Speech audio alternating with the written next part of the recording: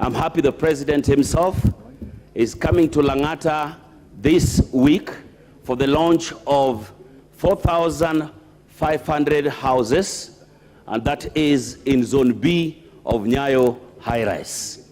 I want to take this opportunity to tell the people of Lang'ata to be ready, that this project that has taken long will finally come to books.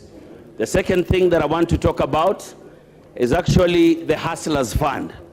I would want the Hustlers Fund to be given to the members of this House to be in charge of the Hustlers Fund.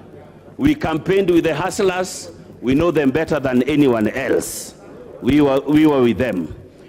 I want also to talk about saving that the President talked about. He talked about saving, which really, if the Hustler Fund is coming, let the savings also be directed to the hustlers themselves. They will save themselves and save the money by their own.